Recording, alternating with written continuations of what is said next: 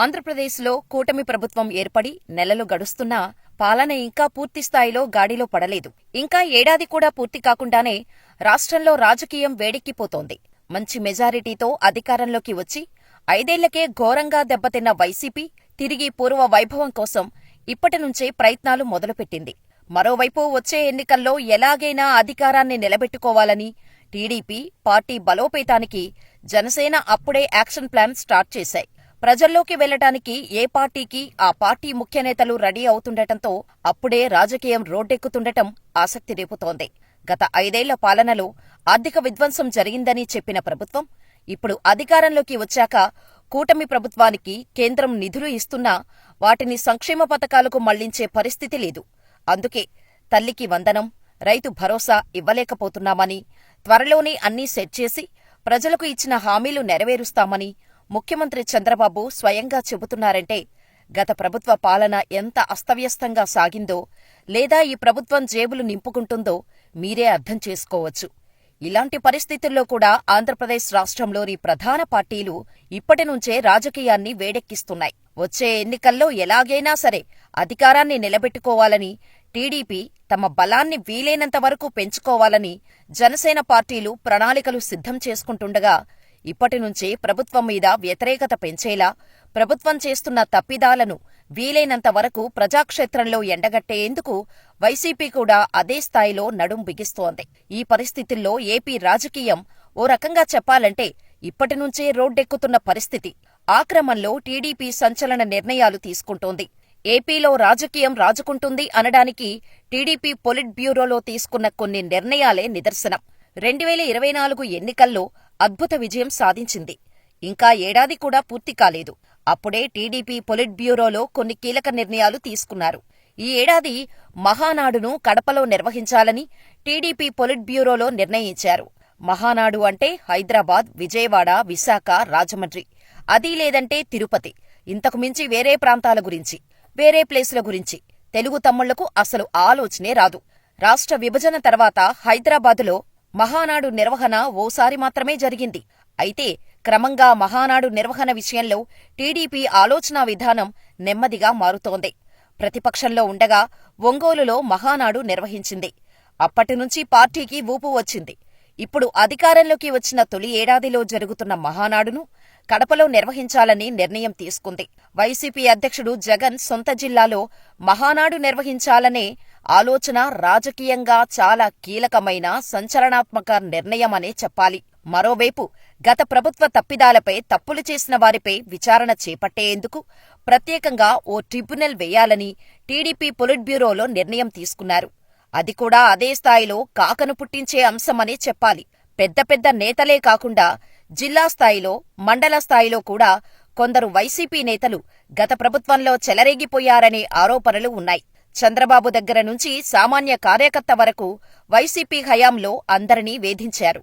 అలాంటి వారి భరతం పట్టేందుకే ఈ ట్రిబ్యునల్ అనే చర్చ జరుగుతోంది. ఇక జనసేన కూడా అదే తరహాలో జనంలోకి వెళ్లే ప్రయత్నాలు చేస్తోంది. జనంలోకి జనసేన అంటూ ఏకంగా మాజీ మంత్రి పెద్దిరెడ్డి రామచంద్రారెడ్డి నియోజకవర్గం పుంగునూరు నుంచే సమర శంఖం పూరించింది. ఈ సమావేశం ఏర్పాటు చేయడానికంటే ముందు అటవీ భూములను కబ్జా చేశారంటూ పెద్దిరెడ్డి మీద విచారణకు ఆదేశించారు పవన్ కళ్యాణ్. ఆ తర్వాతే జనంలోకి జనసేన కార్యక్రమాన్ని తలపెట్టింది జనసేన. ఈ పరిణామాలను బేరీజు వేసుకుంటే జనసేన కూడా వ్యూహాత్మకంగా పార్టీని బలోపేతం చేసుకునే దిశగా వడివిడిగా అడుగులు వేస్తున్నట్టే కనిపిస్తోంది. ఆ పార్టీ ప్రధాన కార్యదర్శి నాగబాబు నేతృత్వంలో జనంలోకి జనసేన కార్యక్రమం మొదలుపెట్టారు. గోదావరి జిల్లాల్లో పవర్ఫుల్గా, కోస్తాలోని మిగిలిన జిల్లాలు, ఉత్తరాంధ్ర జిల్లాలో ఓ మాదిరిగా, రాయలసీమలో జిల్లాల్లో నామమాత్రంగానే ప్రభావం చూపే జనసేన పక్కా ప్రణాళికతో జనంలోకి వెళ్తున్నట్టు కనిపిస్తోంది. రాయలసీమలో కూడా బలోపేతమయ్యే రీతిలో జనసేన పావులు కదపటాన్ని, అందున వైసీపీ పెద్ద తలకాయ పెద్దిరెడ్డిని టార్గెట్ చేసుకుని పొంగనూరులో భారీ బహిరంగ సభలు పెట్టాలని నిర్ణయించటాన్ని చూస్తే జనసేన అత్యంత వ్యూహాత్మకంగా అడుగులు వేస్తోందనే చర్చ ఏపీ రాజకీయ వర్గాల్లో జోరుగా సాగుతున్నాయి. ఇక మరో ప్రధాన పార్టీ వైసీపీ. ప్రస్తుతం 11 సీట్లు మాత్రమే ఉన్నా గడిచిన ఎన్నికల్లో 40% ఓటు షేరింగ్ వచ్చిందనేది వైసీపీ ధీమా. ఆ పార్టీ నుంచి కీలక నేతలు వలసపోతున్నా ప్రజల్లోకి వెళ్లేందుకు తమదైన స్టైల్లో ప్రణాళికలు సిద్ధం చేసుకుంటోంది. అందులో భాగంగా రైతు పోరు, విద్యుత్ పోరు అంటూ ఇప్పటికే కార్యక్రమాలు నిర్వహించింది. అయితే వాటికి ఆశించిన స్పందన రాకపోవటంతో ఫీజు పోరు పేరుతో భారీ ఎత్తున ఆందోళనలు నిర్వహించడానికి ప్లాన్ చేస్తోంది. అయితే దానికి ముహూర్తమే కుదరటం లేదు. ఫిబ్రవరి 5వ తేదీన ఫీజు పోరు నిర్వహించాలని భావించింది. అయితే ఎమ్మెల్సీ ఎన్నికల కోడంటూ దాన్ని వచ్చే నెలకు వాయిదా వేసుకుంది. వాస్తవానికి గత ప్రభుత్వంలో పెండింగులో పెట్టిన ఫీజు రీయింబర్స్మెంటు బకాయిలను ఇప్పటికే కూటమి ప్రభుత్వం చెల్లించేసింది. కానీ అదే అంశాన్ని పట్టుకొని ప్రజల్లోకి వెళ్లే ప్రయత్నం చేస్తోంది వైసీపీ. దీనికి కారణాలు లేకపోలేదనేది వైసీపీ వాదన. గతంతో పోల్చుకుంటే నారా లోకేష్కు యువత, విద్యార్థుల్లో క్రేజ్ పెరిగింది. పైగా లోకేష్ విద్యాశాఖను తీసుకోవటం ద్వారా యువతను, కొత్త ఓటర్లను ఆకట్టుకునేలా వ్యవహరిస్తున్నారు. సహజంగా యువత తమ వైపు ఉంటారనేది వైసీపీ భావన.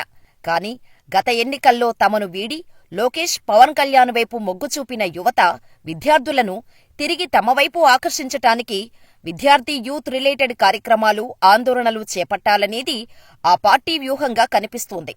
ఈ క్రమంలో వైసీపీ కూడా నెమ్మదిగా స్పీడ్ పెంచటంతో పాటు త్వరలోనే జగన్ కూడా జిల్లాల్లో పర్యటిస్తానంటున్నారు. వారంలో 2 రోజులు ఆయా జిల్లాల్లోనే నిద్ర అంటున్నారు. ఇలా 3 ప్రధాన పార్టీల్లోనూ రాజకీయ వేడి పెరిగింది. ఏడాది కూడా పూర్తి కాకముందే పార్టీలు ఈ విధంగా జనంలోకి వెళ్లేందుకు ప్రణాళికలు సిద్ధం చేసుకోవటం అరుదుగానే జరుగుతుందని అంటున్నారు. అధికారంలోకి వచ్చామని రిలాక్స్ కాకుండా కూటమి పార్టీలు ప్రజల్లోకి వెళ్లే ప్రయత్నం చేయటం, అలాగే అధికారం కోల్పోయిన వైసీపీ కూడా జనంలోకి వెళ్లేందుకు ప్రణాళికలు రచించుకోవటం చూస్తుంటే టార్గెట్ 2029 అన్నట్టుగా ఇప్పటినుంచే ఏపీలోని ప్రధాన పార్టీలు స్కెచ్లు సిద్ధం చేసేసుకున్నాయనే చర్చ జోరుగా సాగుతోంది.